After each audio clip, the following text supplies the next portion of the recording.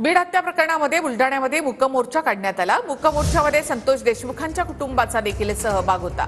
तर आरोपींना अटक करून कठोर शिक्षा द्या अशी मागणी संतोष देशमुख यांची मुलगी वैभवी देशमुख यांनी केली आहे। आरोपींना फाशी द्या अशी मागणी मोर्चामधल्या आंदोलकांनी केली।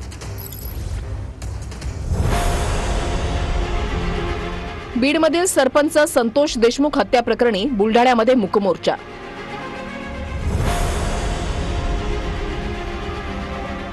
लातूर बीड नंतर बुलढाण्याच्या सिंदखेड राजामध्ये मूक मोर्चा।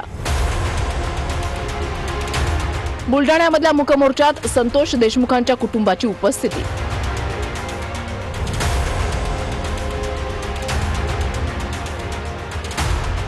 आरोपींना लवकरात लवकर अटक करून कठोर शिक्षा द्यावी अशी मागणी वैभवी देशमुखने केली आहे। मुख्यमंत्र्याला मी एवढीच विनंती करते की तुम्ही लवकरात लवकर माझ्या वडिलांना न्याय द्या आणि जे आरोपी आहेत त्यांना लवकरात लवकर अटक करा।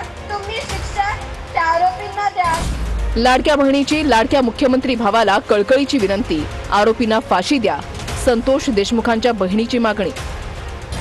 माझी एकच विनंती आहे, मुख्यमंत्री भावाला लाडक्या बहिणीची कळकळीची विनंती, त्यांनी लवकरात लवकर आरोपीला पकडावं, फाशीची शिक्षा द्यावी आणि लाडक्या बहिणीला त्यांनी न्याय मिळवून देते, माझा एक आत्मविश्वास आहे।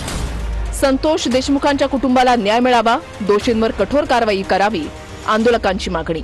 आमच्या ज्या मागण्या आहेत त्या दोघांच्या कुटुंबांना न्याय मिळाला पाहिजे।